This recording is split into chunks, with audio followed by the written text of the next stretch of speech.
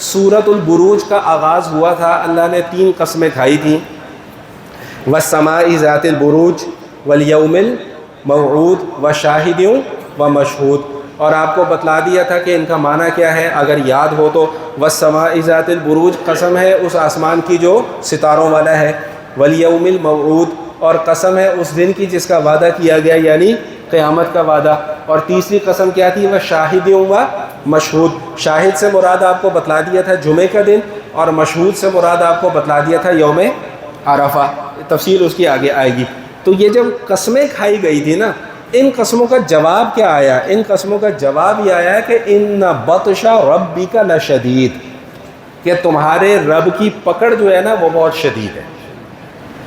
اگر کسی کو کسی کے جرم پر یہاں پر فوری طور پہ سزا نہیں ملتی تو وہ یہ نہ سمجھے کہ میں بچ گیا، وہ یہ نہ سمجھے کہ میں بچ گیا۔ اللہ تعالیٰ نے دنیا کو جزا اور سزا کا مرکز بنایا ہی نہیں ہے، اللہ نے آخرت کو جزا اور سزا کا مرکز بنایا ہے۔ بہت سارے نیک لوگ آپ نے بھی دیکھے ہوں گے، ہم نے بھی دیکھے ہیں، مشاہدہ کیا ہے کہ بہت سارے نیک لوگ اللہ کے برگزیدہ بندے، لیکن ان کی دنیاوی حالت جو ہے بڑی کمزور ہوتی ہے، بڑی خستہ حال ہوتی ہے۔ اور سب سے بڑی مثال نبی پاک صلی اللہ علیہ وسلم سے بڑھ کر تو کوئی برگزیدہ نہیں ہے نا۔ حضور علیہ الصلوۃ والسلام کی پوری زندگی دیکھ لیں، 3 دن چولہا نہیں جل رہا، کھا رہے ہیں تو کیا کھا رہے ہیں جی؟ کھجور کھا رہے ہیں، جو کی موٹی موٹی روٹی کھا رہے ہیں، جو ہم تو کم از کم آج کل وہ پرانے بابے کھا لیں تو کھا لیں، جوان تو آج کل بالکل وہ نہیں کھا سکتے۔ تو حضور علیہ الصلوۃ والسلام سے برگزیدہ تو کوئی نہیں ہے مخلوق میں، لیکن اس کے باوجود حالت کیسی ہے کہ 3 دن گھر میں چولہا نہیں جل رہا۔ تو اللہ تعالیٰ نے اس دنیا کی زندگی کو جزا اور سزا کا مرکز بنایا ہی نہیں ہے، اور جتنے اللہ کے نافرمان ہیں وہ عیش و عشرت کی زندگی گزار رہے ہیں۔ وہ پھر آپ حضرات کی برکت سے وہ حدیث یاد آ گئی کہ حضور علیہ الصلوۃ والسلام کھجور کے بستر پہ آرام فرمائے ہیں، تو حضرت عمر رضی اللہ تعالیٰ عنہ حاضر خدمت ہوئے، کروٹ لی تو حضور کے بدن پر وہ کھجور کے بستر کے نشان تھے، تو حضرت عمر رونے لگے۔ تو پوچھا بھائی عمر کیوں روتے ہو؟ عرض کیا کہ یا رسول اللہ، آپ بادشاہوں کے بادشاہ، وجہ تخلیق کائنات، آپ کی یہ حالت ہے، اور ادھر وہ کیسر و کسرا اتنی موج مستی کی زندگی گزار رہے ہیں۔ تو حضور نے کیا فرمایا؟ سب میرے ساتھ مل کر بولیں گے، بھائی ان کے لیے سب کچھ یہاں ہے اور ہمارے لیے سب کچھ وہاں ہے۔ تو اللہ تعالیٰ نے اس دنیا کو جزا اور سزا کا مرکز بنایا ہی نہیں ہے، تو اس لیے فرما دیا کہ ان بطش ربک لشدید۔ اگر یہاں پر کسی کو سزا نہیں مل رہی ہے نا تو وہ یہ نہ سمجھے کہ میں بچ گیا، اور اگر کسی کو یہاں پر جزا نہیں مل رہی تو وہ یہ نہ سمجھے کہ اللہ نے مجھے چھوڑ دیا۔ بھائی اللہ نے وہاں کے لیے جزا رکھی ہوئی ہے۔ وہ حدیث شریف میں کیا آتا ہے؟ باتوں سے باتیں نکلتی آتی ہیں تو پھر باتیں یاد آتی جاتی ہیں۔ وہ حدیث میں کیا آتا ہے کہ جب بھی کوئی بندہ دعا مانگتا ہے نا تو 3 باتوں میں سے کوئی ایک بات ضرور ہوتی ہے، یا تو وہ دعا جو مانگا ہے بے عینی ہی اسی طرح قبول ہو جاتی ہے، یا اس دعا کے بدلے آنے والی تکلیف اللہ کوئی دور کر دیتے ہیں، یا پھر اس دعا کو اللہ آخرت میں بطور نیکی ذخیرہ کر لیتے ہیں۔ اور ایک دوسری روایت میں آتا ہے کہ جب بندہ آخرت میں اپنی نیکیاں دیکھے گا تو وہ یہ سوچے گا کہ یہ نیکیاں تو میں نے کی نہیں، یہ کہاں سے آ گئیں؟ تو اللہ فرمائیں گے کہ تو نے فلاں وقت میں مجھ سے فلاں دعا مانگی تھی، جی بالکل مانگی تھی، وہ دعا میں نے قبول کی تھی، اللہ میاں دنیا میں تو وہ دعا قبول نہیں فرمایا کہ یہ تیری وہ دعائیں۔ اور حدیث شریف میں آتا ہے کہ اس وقت پھر بندہ یہ تمنا کرے گا کہ کاش کہ دنیا میں میری کوئی دعا قبول ہی نہ ہوئی ہوتی، آج وہ ساری دعائیں میری یہاں پر نیکیوں کی شکل میں موجود ہوتی۔ تو اس لیے جو بات میں سمجھانا چاہ رہا تھا وہی عرض کر رہا تھا کہ بھئی یہ دنیا جو ہے یہ جزا اور سزا کا مرکز، محل، موقع نہیں ہے۔ یہاں پر اللہ ضروری نہیں کہ ہر کسی کو سزا بھی دے اور ضروری نہیں کہ ہر کسی کو جزا بھی دے۔ تو سزا جس کو نہیں ملی وہ یہ نہ سمجھے کہ میں بچ گیا، اور جس کو جزا نہیں ملی تو وہ یہ نہ سمجھے کہ بھئی میں تو شاید اللہ کی نظر میں پسندیدہ ہی نہیں ہوں۔ نہیں بھائی، اللہ نے وہاں انشاءاللہ بڑا کچھ رکھا ہوا ہے۔ تو کیا فرمایا؟ ان بطش ربک لشدید انہ هو یبدئ و یعید، اسی نے ابتدا کی ہے وہی ختم کرے گا۔ کیسا زبردست جملہ ہے۔ کائنات کی ابتدا کرنے والا بھی کون ہے؟ بولے بھائی اللہ۔ تو کائنات کو ختم کرنے والا بھی کون ہے؟ اللہ۔ تمہیں سب کو پیدا کرنے والا بھی کون؟ ہم سب کو اللہ، اور ہمیں دوبارہ اسی حالت میں لانے والا بھی کون ہے؟ اللہ۔ یہ بنیادی موضوع ہے۔ انہ هو یبدئ ویعید وہو الغفور الودود ذو العرش المجید فعال لما یرید۔ بھائی جو معافی مانگے گا اس کو معاف کر دے گا۔ یاد رکھیے گا کہ ہر درم کو اللہ معاف نہیں کرتا، یہ جملہ میرا یاد رکھ لیں۔ میں نے پہلے بھی عرض کیا تھا کہ ہم ایک غلط فہمی میں مبتلا ہو گئے ہیں کہ ہم جو کچھ مرضی کیے جائیں، آخر میں ہماری زبان سے کیا جملہ نکلتا ہے؟ جی اللہ بڑا، بولے بھائی غفور، بھائی اللہ غفور الرحیم بھی ہے تو اللہ قہار اور جبار بھی ہے۔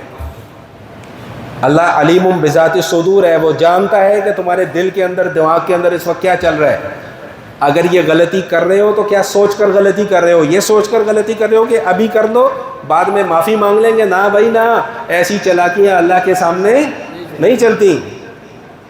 ہم ایک دوسرے کو تو دھوکہ دے سکتے ہیں، ایک دوسرے کے سامنے تو چالاکیاں کر سکتے ہیں، لیکن اللہ کے سامنے یہ چالاکیاں چلنے والی نہیں ہیں۔ اللہ کیا فرما رہے ہیں؟ وَهُوَ الْغَفُورُ الْوَدُودُ، بڑا ہی مہربان ہے بھائی، بہت معاف کر دینے والا ہے۔ شرط کیا ہے؟ معافی مانگنی پڑے گی۔ ہٹ درمی دکھاؤ گے تو پھر معافی نہیں ملے گی۔ ذو العرش المجید فعال لما یرید، جو چاہتا ہے وہ کرتا ہے، اس کا کوئی اس کو اپنے معاملات نبھانے کے لیے کسی سے مشاورت کرنے کی کوئی ضرورت نہیں ہے۔ اس نے کہہ دیا کہ بھئی فلاں انسان نے آج کی تاریخ میں پیدا ہونا ہے تو وہ ہو کر رہے گا۔ جب اس نے یہ فیصلہ کر لیا کہ فلاں کی موت کا وقت آ گیا تو موت آ کر رہے گی، اس کو کوئی ٹالنے والا نہیں ہے۔ بالکل آخری چند جملے میں عرض کروں پھر اس کے بعد بات کو ختم کرتے ہیں۔ فرمایا کہ حل اتاک حدیث الجنود فرعون و ثمود۔ پیچھے کیا تذکرہ تھا؟ ظلم کا تذکرہ تھا۔ جنہوں نے پچھلے جمعے کا بیان بھی سنا ہے وہ بات کو آسانی سے سمجھ لیں گے کہ پچھلے کیا تذکرہ تھا؟ ظلم کا تذکرہ تھا کہ ایک بادشاہ نے ایمان قبول کرنے کی پاداش میں لوگوں کو زندہ جلوا دیا۔ تو اب اللہ تعالیٰ بطور عبرت دو مثالیں پیش فرما رہے کہ حل اتاک حدیث الجنود فرعون و ثمود، کیا تمہارے پاس فرعون اور سمود کی خبریں نہیں پہنچی ہیں؟ فرعون کتنا بڑا بادشاہ تھا، سمود کتنی طاقتور قوم تھی، تکبر کیا، رگڑے گئے۔ یہ تکبر ایسا منحوس گناہ ہے، ایسا منحوس گناہ ہے کہ یہ بڑے سے بڑے پارسا کو بھی زمین پر گرا دیتا ہے۔ حضور علیہ الصلوۃ والسلام ارشاد فرماتے ہیں کہ الکبر بطر الحق وغمط الناس، تکبر دو چیزوں کا نام ہے، حق قبول نہ کرنا اور لوگوں کو حقیر سمجھنا۔ دیکھیں ایک ہوتی ہے عجب، جیسے ہم کہتے ہیں خود پسندی۔ انسان اپنے آپ کو یہ سمجھ رہا ہوتا ہے کہ میں پتہ نہیں جنید بغدادی ہو گیا ہوں، میں اب شاید حاجی ثناء اللہ ہو گیا ہوں، میں تو پتہ نہیں یہ ہو گیا ہوں، میں تو وہ ہو گیا ہوں۔ یہ عجب ہے، خود پسندی ہے۔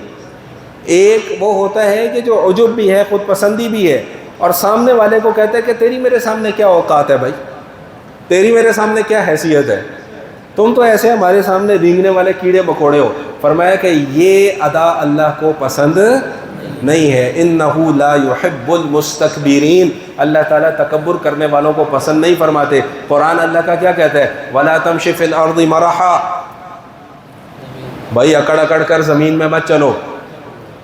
انک لن تخرق الارض ولن تبلغ الجبال طولا، تم زمین کو پھاڑ نہیں سکتے، پہاڑوں کی بلندیوں پر نہیں پہنچ سکتے۔ 6 فٹ کا وجود ہے، 6 فٹ کا ہی رہے گا۔ زمین پر اکڑ کر چلنے سے تمہارا 6 فٹ کا وجود 120 فٹ میں تبدیل نہیں ہو جائے گا۔ جتنی طاقت اللہ نے دی ہے وہ طاقت اتنی ہی رہے گی۔ تو یہ تکبر اللہ کو پسند نہیں ہے۔ اس پر میں تھوڑی سی 2-3 مختصر سی گزارشات عرض کر دوں پھر بات کو ختم کرتے۔ بات یہ ہے کہ بھائی 3 طرح کا تکبر ہوتا ہے، سمجھ لیں اس بات کو ذرا۔ میں ہمیشہ یہ عرض کرتا ہوں کہ یہ باتیں آپ کو ہر جگہ سے سننے کو نہیں ملیں گی، یہاں پر قصے کہانیاں نہیں چلتے، یہاں پر سیدھی قرآن اور سنت کی باتیں چلتی ہیں، اس لیے اکثر و بیشتر لوگوں کو نیند آ جاتی ہے بیان میں۔ ٹھیک، تو ابھی بھی جن کو نیند آ رہی ہے وہ وضو کر لے جا کے۔ اور ایک نسخہ اور میں نے بتایا تھا نیند کو بھگانے کا، اگر کسی کو یاد ہو تو۔ جی یاد ہے کسی کو؟ ایک نسخہ اور بتایا تھا میں نے یہ بتایا تھا کھڑے ہو کے سو جاؤ تو وضو، تو جن کو نیند آ رہی ہے وہ کھڑے ہو کے سو جائیں، وضو نہیں ٹوٹے گا انشاءاللہ۔ ٹھیک ہے، بس یہ تھوڑی سی 5-7 منٹ کی بات ہے، پھر بات کو ختم کر رہا ہوں۔ بھائی تکبر 3 قسم کا ہوتا ہے۔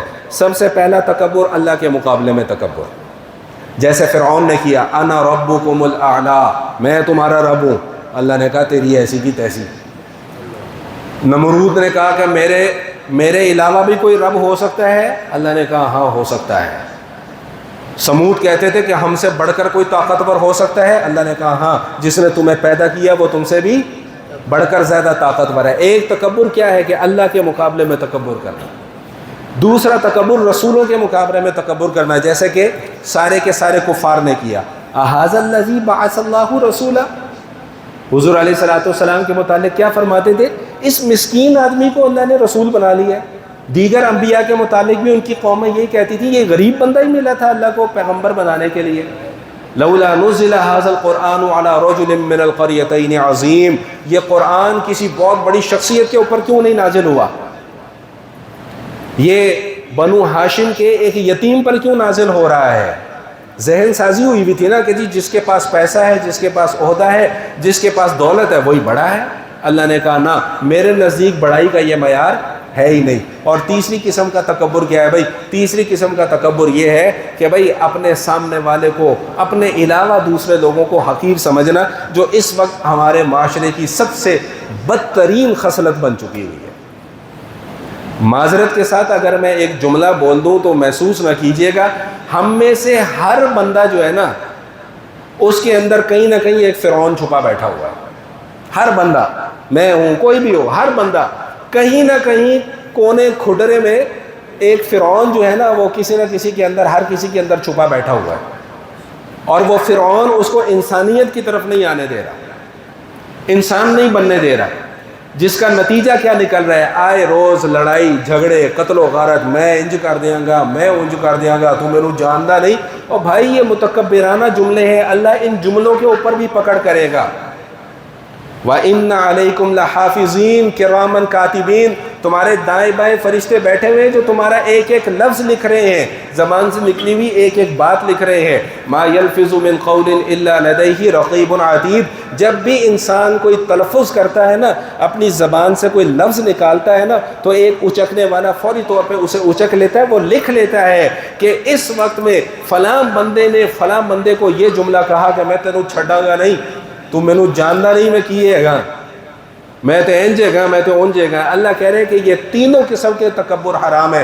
انہ لا يحب المستكبرین، اللہ تعالیٰ تکبر کرنے والوں کو پسند نہیں فرماتے۔ ایک حدیث اور سماعت فرما لیجئے، حضور علیہ الصلوۃ والسلام فرماتے کہ اللہ تعالیٰ یہ بات ارشاد فرما رہے، اللہ کیا ارشاد فرما رہے؟ فرمایا کہ بھائی تکبر جو ہے نا، تکبر، کبریائی، بڑائی پن، یہ میری چادر ہے اور عظمت میرا ایزار ہے۔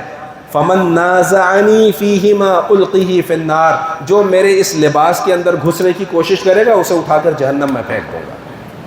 تکبر صرف اور صرف اللہ کو زیب دیتا ہے، مخلوق میں سے کسی کو تکبر کرنے کی اجازت نہیں ہے۔ آج میرا ارادہ یہ تھا کہ اسباب تکبر کے اوپر بھی تھوڑی سی گفتگو کی جاتی، لیکن وہ بات جو ہے پھر بہت لمبی ہو جائے گی اور دور نکل جائے گی، لہذا اس مضمون کو میں یہیں پر ختم کر رہا ہوں۔ گزشتہ نشست میں نے ایک مسئلہ بیان کرنا تھا جو رہ گیا تھا، وہ اگر اجازت ہو تو مسئلہ بیان کر دوں۔ وہ مسئلہ یہ ہے بھائی، وہ مسئلہ یہ ہے کہ یہ جو تصویر والے کپڑے ہیں، خاص طور پہ یہ چھوٹے چھوٹے بچوں کے، ایک تو نحوست یہ پھیل گئی بھی ہے کہ چھوٹے بچوں کے بغیر تصویر والے کپڑے ملتے ہی نہیں ہیں۔ تو بھائی یہ تصویر والے کپڑے پہن کر نماز پڑھنا درست بولے بھائی؟ اور اس سے بڑی نحوست کیا ہے کہ جو مسجد میں ہم بچوں کو تصویر والے کپڑے پہنا کے لے آتے ہیں۔ اپنی نماز تو برباد کر ہی رہے ہیں، دوسروں کی نماز بھی کیا کرتے ہیں بھائی؟ اب تھوڑی سی سختی کرو، اے مولوی سختی بڑی کر دینے، بچوں کو تو ہم تربیت کے لیے لے کے آ رہے ہیں۔ تو بھائی بچوں کو تربیت کے لیے لے کے آ رہے ہو تو لباس کس طرح کا پہنانا ہے یہ بھی تو تربیت کا حصہ ہے، ٹھیک؟ اور مسجد کا تقدس ہے، مسجد کا احترام ہے، وہ بھی تو تربیت کا حصہ ہے کہ نہیں ہے؟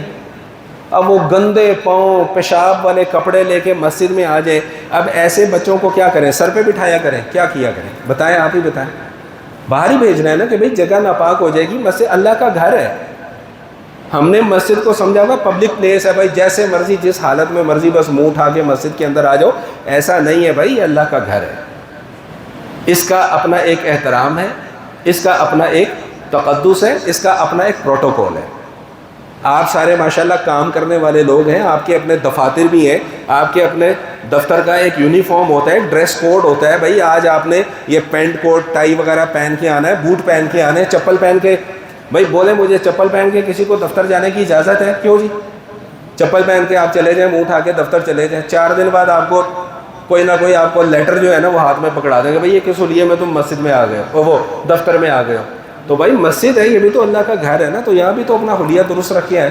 تو اس لیے بھائی ذرا توجہ کر لیا کریں اس چیز کی طرف کہ بچوں کو ساتھ لے کے آئیں، بہت اچھی بات ہے، ضرور لے کے آئیں، بس 2 چیزوں کا خیال رکھیں، ایک تو انہیں تصویروں والے کپڑے نہ پہنائیں، اور ایک وہ انہیں چھوٹی چھوٹی چڑیاں پہنا کے جو ہے نا وہ مسجد میں نہ لے کے آئیں، لباس پراپر پہنا کے لے کے آئیں، جس طرح ان کو مسجد میں لانا ان کی تربیت ہے، مسجد کے آداب سکھانا یہ بھی ان کی کیا ہے بھائی؟ تربیت ہے۔ وآخر دعوانا الحمدللہ رب العالمین۔